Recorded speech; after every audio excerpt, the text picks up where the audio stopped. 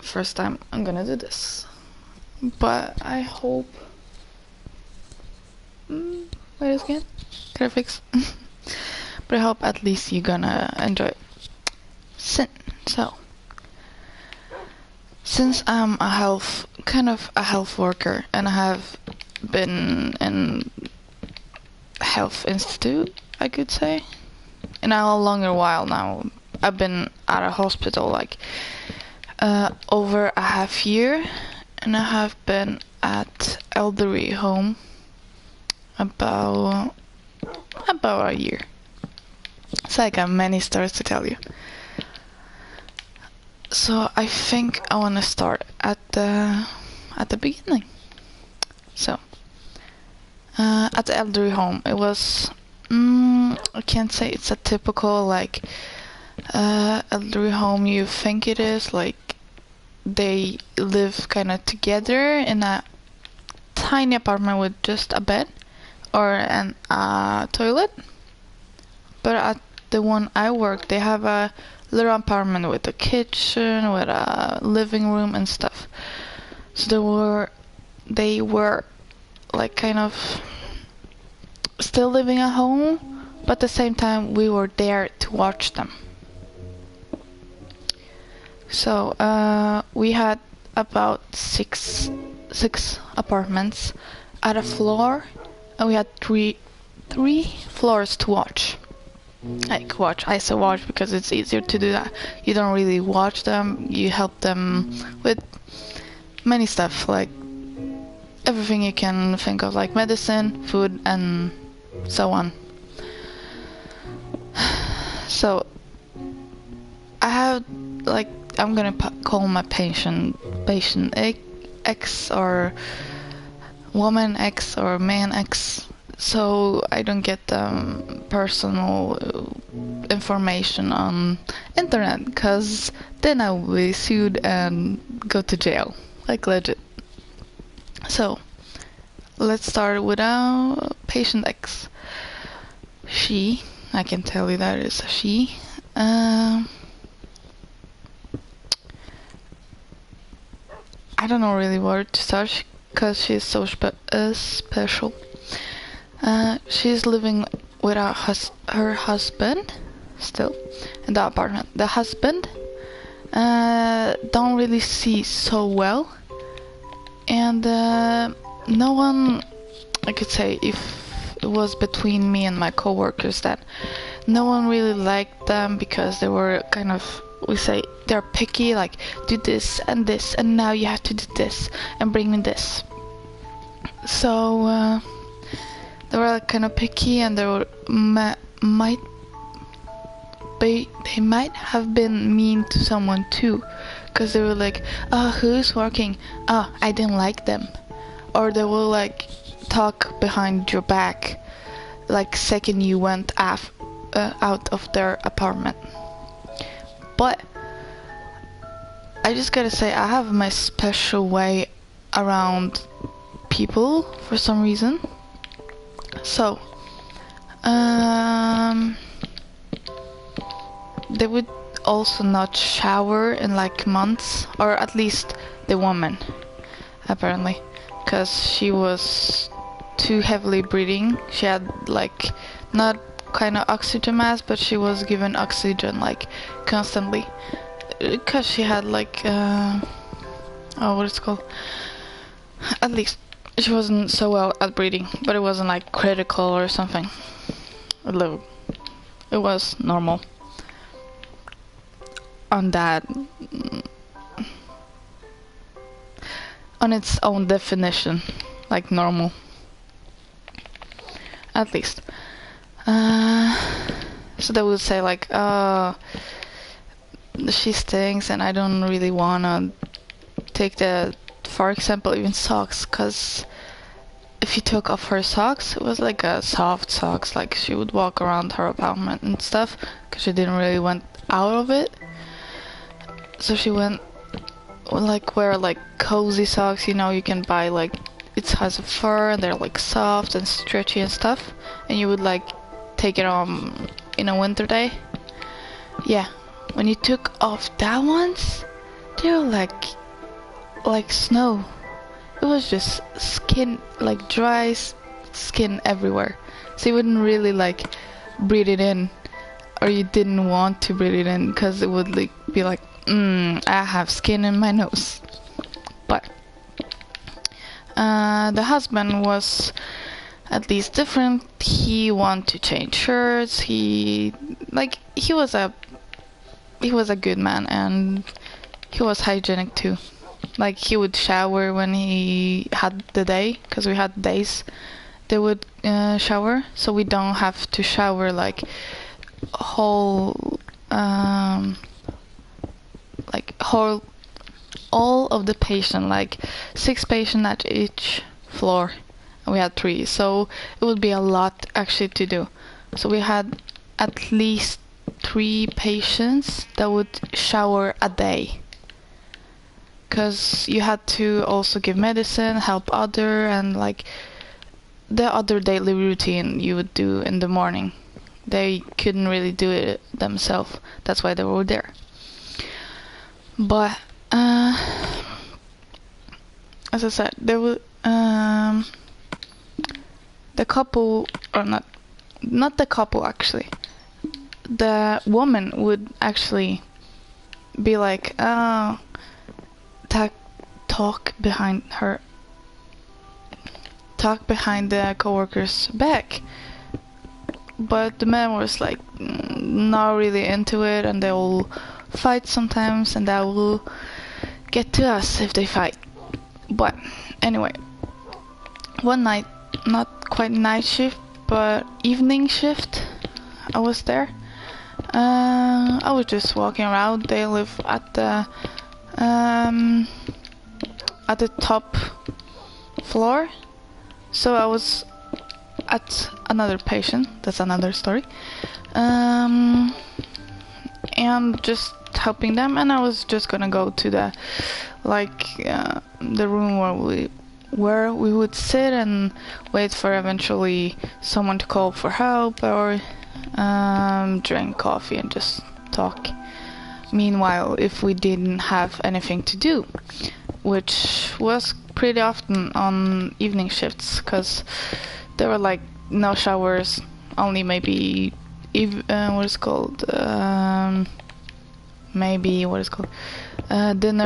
to warm up or something like that. So I was on my way there, and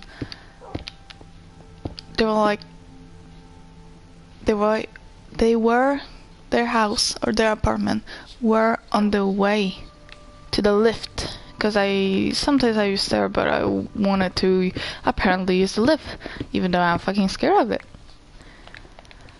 So I wanted to use the lift, and the door were open, and so I just checked out into them. They were, of course, sitting in their chair in the living room. The man was sitting first, and the second and the woman were sitting like closer to the balcony. And they were like talking something, and I just like peeked in and like, oh, you okay? And they're like, yeah, and they began to talk to me.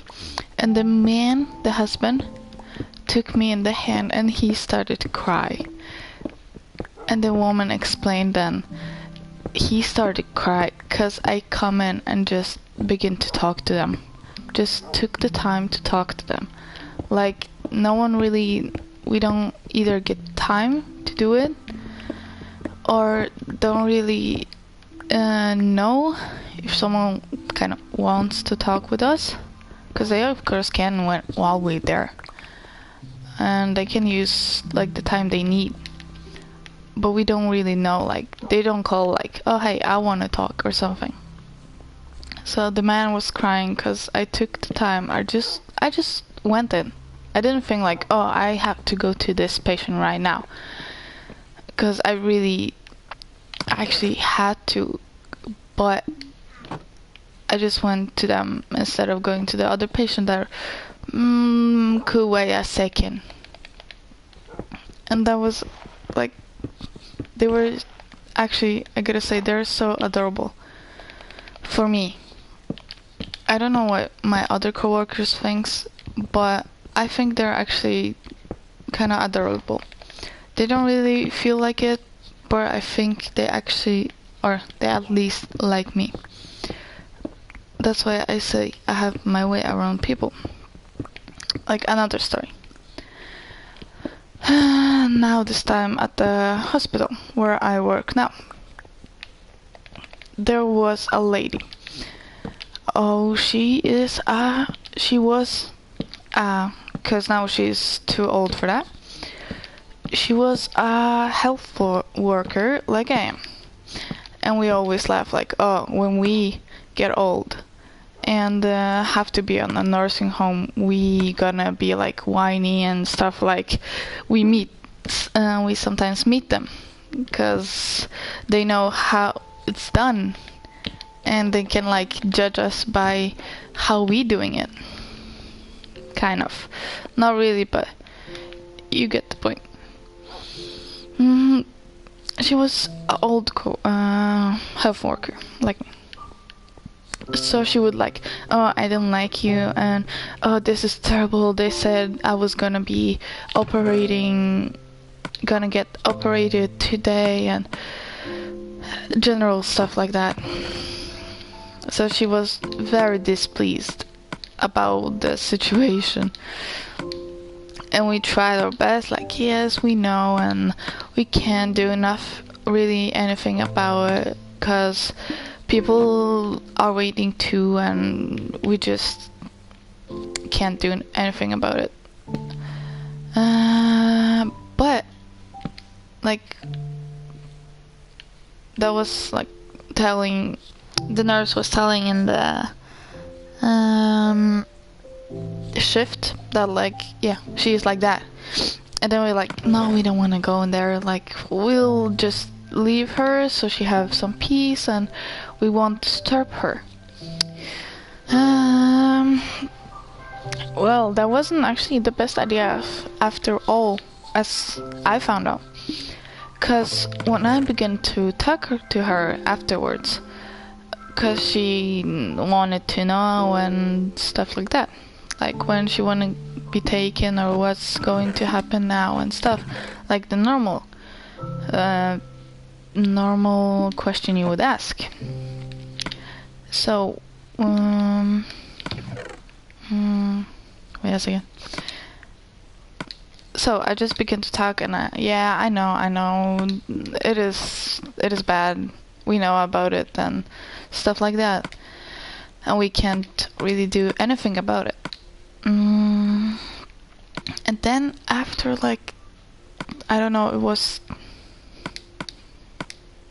wasn't really much time I talked to her, and then she was like, yeah, begin to laugh, and I was so confused on why she laughed and stuff. I did not expect that. It was like was out of nowhere.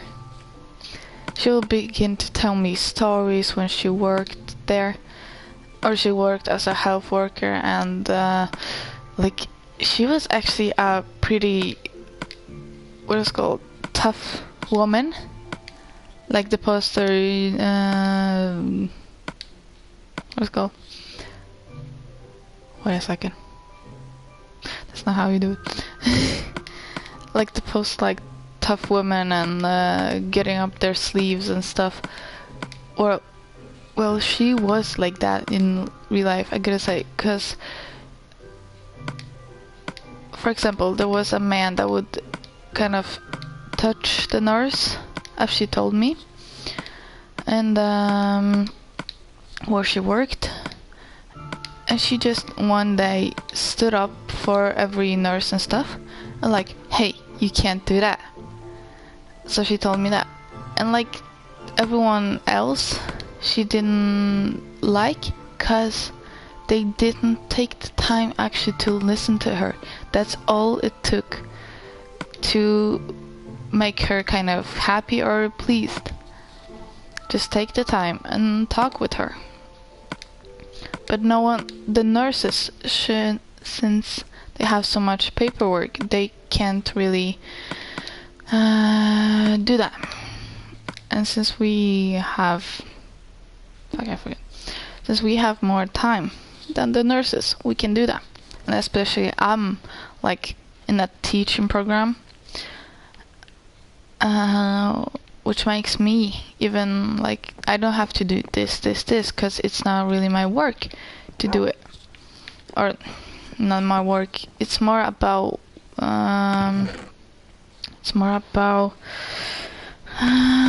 I don't have to, for example, fill up the paper that other health workers have to, like that kind of stuff.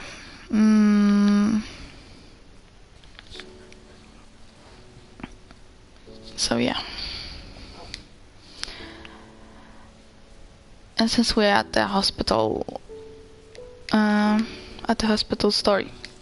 stories, actually, there are so many of them, at least.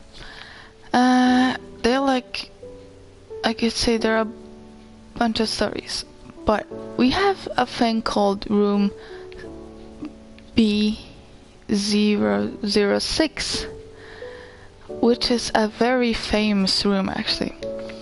The only patient that has been there, they're a very specific patient. Like at the place I work, because it's what is it called? I'm working at orthopedic. Yeah, bones, breaking bones stuff. Everything you can do with bones, kind of. So since I'm working at the orthopedic, everyone knows, at least at the time when there was a famous patient, not like famous like oh Lady Gaga and stuff, but like famous like oh I know who you are type of patient. So you don't really have to be like oh yeah I have, yeah it's nice. You would say like yeah it's nice, but he did that and that, and so you would hear stories. Like for example, the one patient, like I could say he was almost my age. He was Mama's son, could say, because it was mama, but not like oh Mama did this for me, Mama did this for me, but it was like he would like say oh hey. Mom, hey.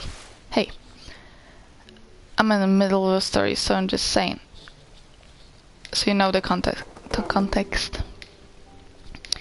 So he would be like, "Oh, Mom, get me this or something," and "Oh, Mom, I don't want this." Like a teenager. He was a teenager, could say, but or more of a young adult. Yeah, I would say he was a young adult. So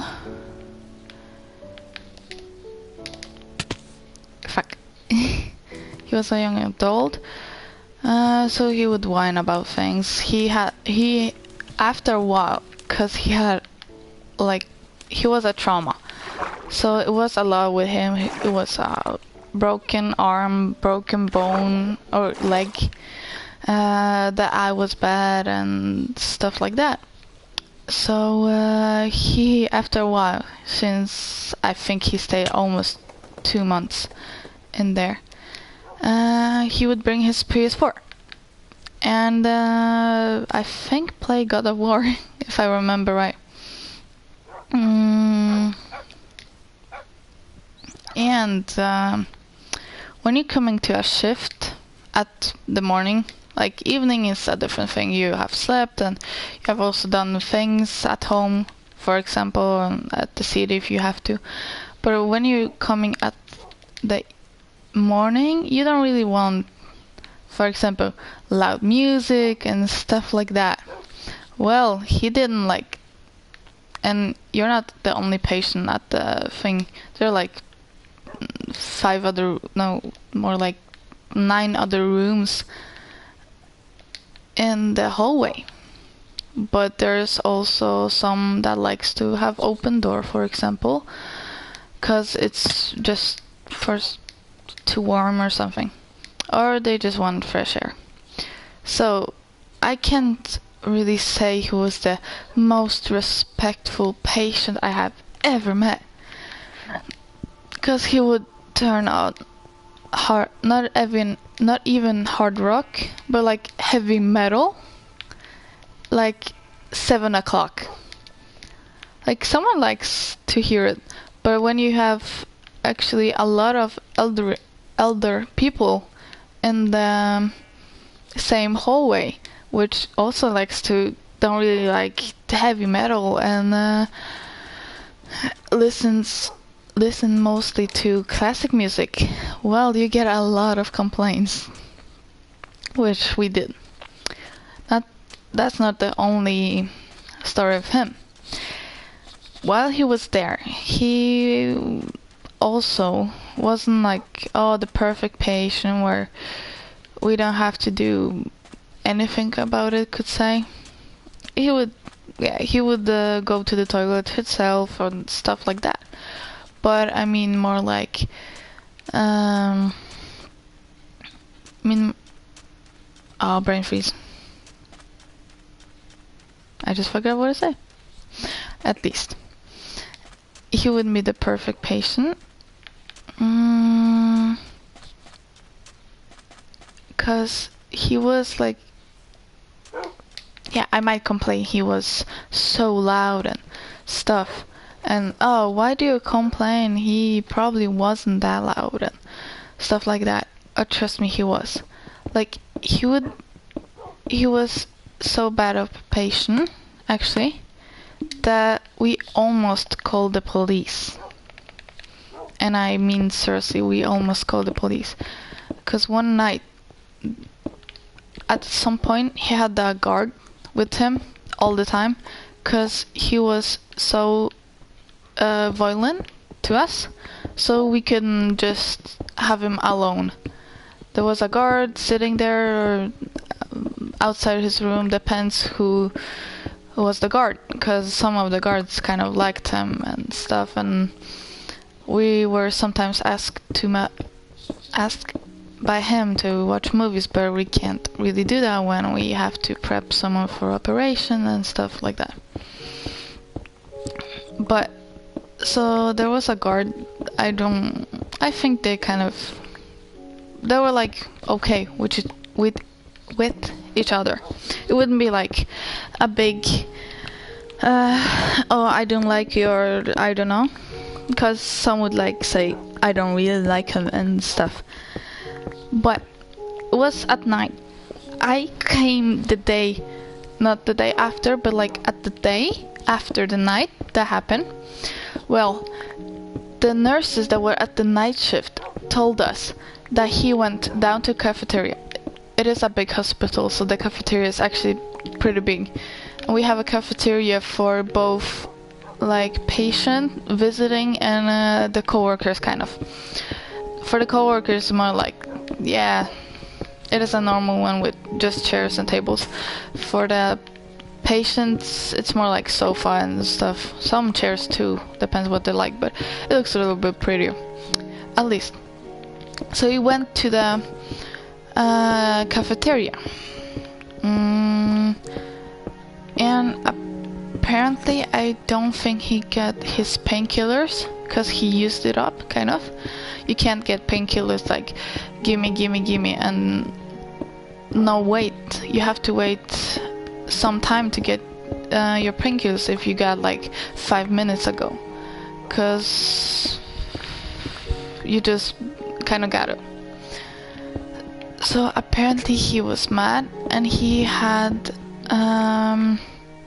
what is it called?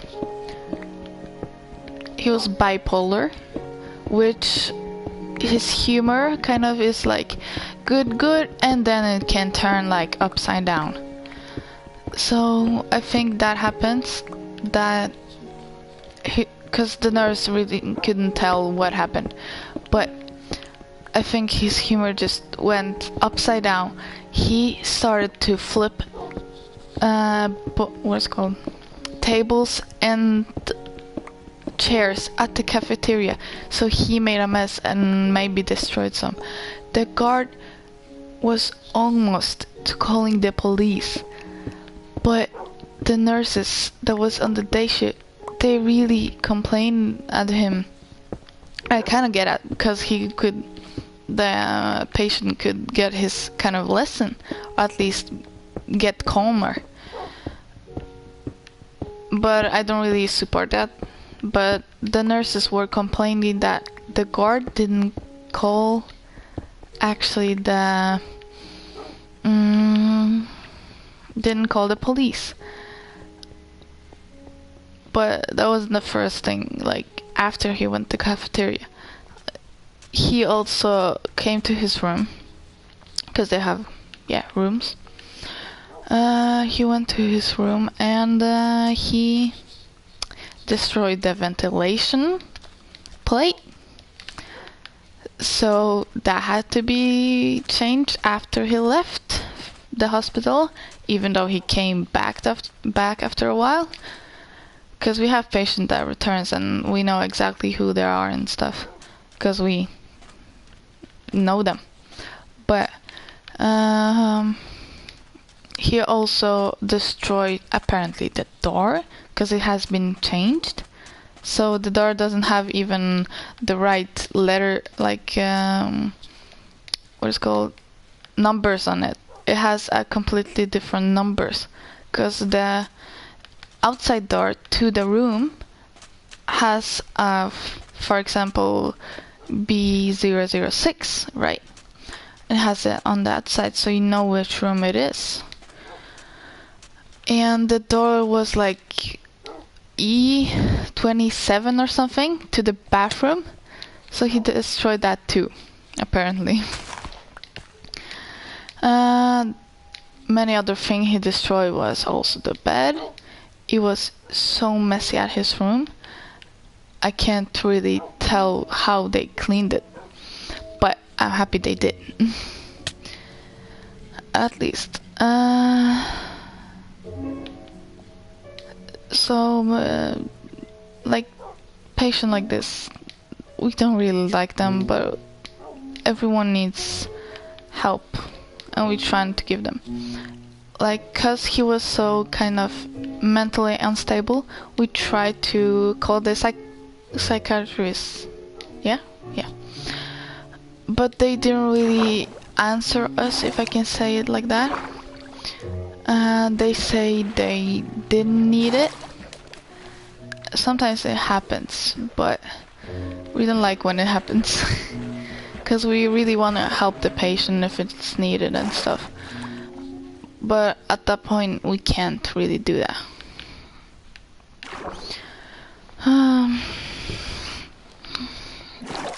I forgot one thing he also destroyed, because there was plenty of things that had to be changed after he left.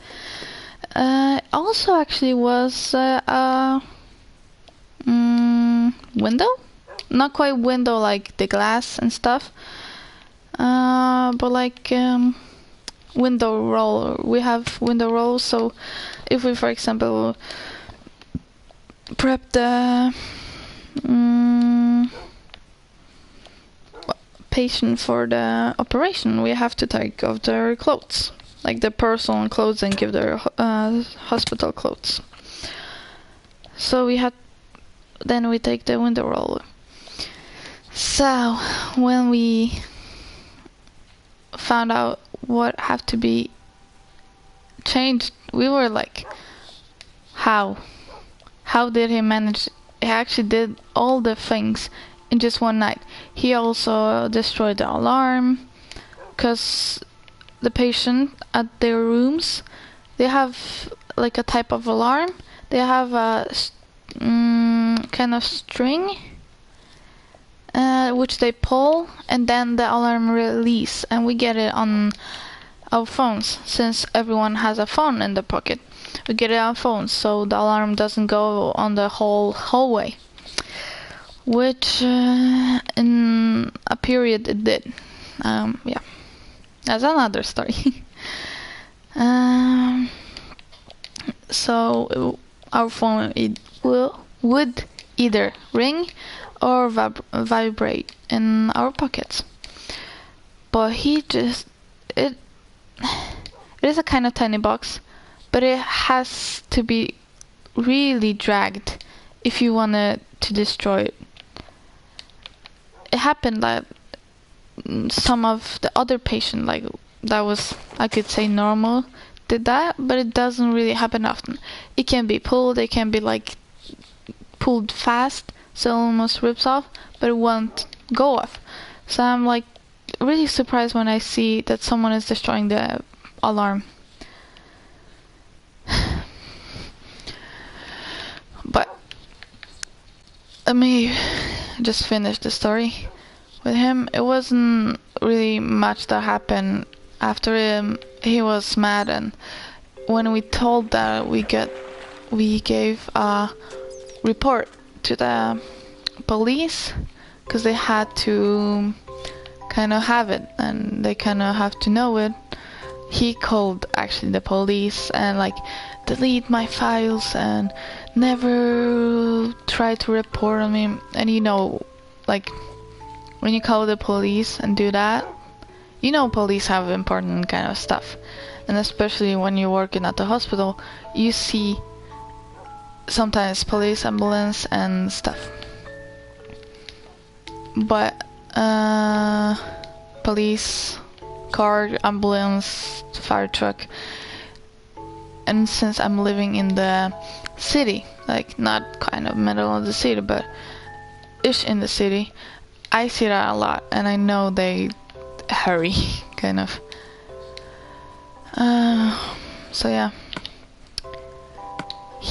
we actually managed to get him back, or not kind of get him back, but we actually wanted him to go to a rehabilitation place where you actually train up to go again, use our arm and stuff like that, because some of the normal functions can go well while it's broken and you wait for the operation and stuff like that.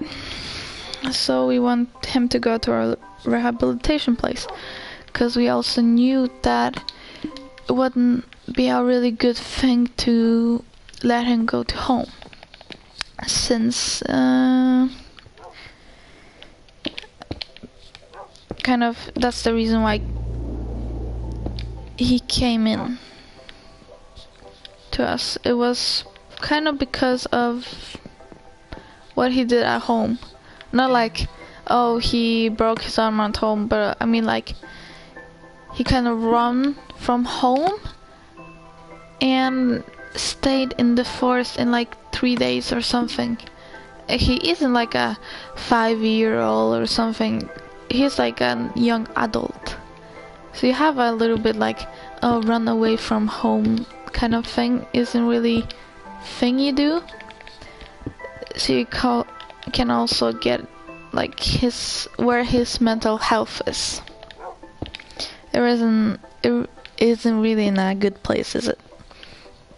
At least. It ended up with us giving him a document. Because he really wanted to leave. So it ended up us giving him a document where he signed himself out of the hospital, even though his treatment wasn't kind of done. Like he was operated and stuff, but like the fully picture of the treatment wasn't done. So he signed the paper, and we can't really do much about it. If he hurts himself, if something goes bad, it's on him. So he read him. 2 or some weeks later, well, guess who's back? None of the nurse really wanted to work on that shift that day, but it wasn't. Not only he was aggressive, but he was like not quite flirting with us, but it was so uncomfortable. Like, oh, what's your name? Do you have a boyfriend? Like, we keep your information private, so don't really ask about ours. And you don't really want patient to know where you live, cause some of them might get angry at you afterwards.